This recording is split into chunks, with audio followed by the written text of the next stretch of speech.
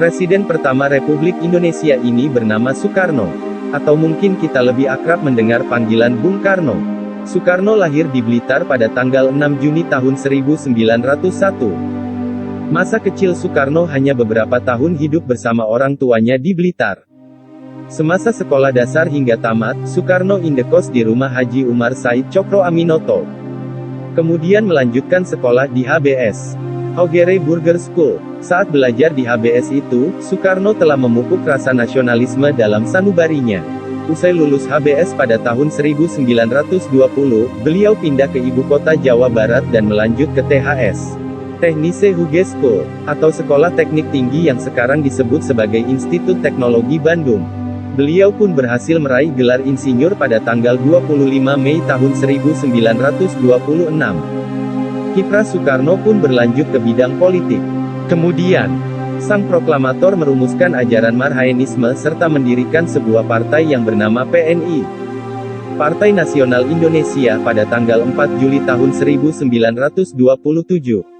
Tujuan diberdirikannya partai ini adalah untuk menuju Indonesia merdeka.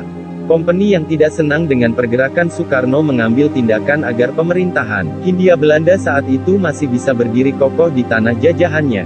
Akibatnya Belanda menjebloskan Soekarno ke penjara Sukamiskin yang berada di Bandung pada 29 Desember tahun 1929. 8 bulan mendekam di jeruji besi, ia pun baru disidangkan. Dalam pidato pembelaannya yang berjudul Indonesia Menggugat, beliau menggambarkan kondisi politik internasional dan keadaan rakyat Indonesia di bawah belenggu kolonialisme. Pembelaannya itu membuat Belanda semakin marah sehingga pada Juli tahun 1930, PNI pun dibubarkan. Setelah bebas pada tahun 1931, beliau bergabung dengan Partindo dan sekaligus memimpinnya.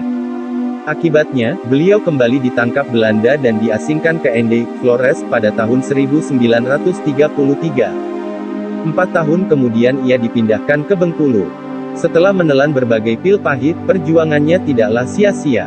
Pada Agustus tahun 1945 ia bersama Muhammad Hatta dan tokoh nasional lainnya menyusun naskah proklamasi, yang akhirnya dibacakan pada tanggal 17 Agustus tahun 1945.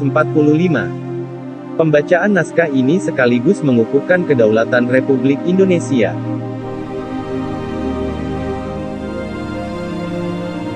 Proklamasi. Kami, bangsa Indonesia, dengan ini menyatakan kemerdekaan Indonesia.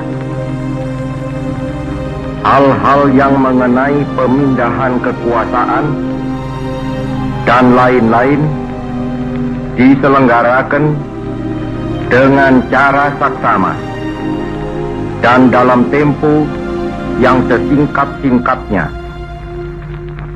Jakarta, 17 Agustus 1945, atas nama bangsa Indonesia, Soekarno, Hatta. Bung Karno juga memberikan pesan kepada bangsa ini yaitu, perjuanganku lebih mudah karena mengusir penjajah, tapi perjuanganmu akan lebih sulit karena melawan bangsamu sendiri. Demikian sejarah perjalanan Bung Karno versi Kumis Art. Terima kasih.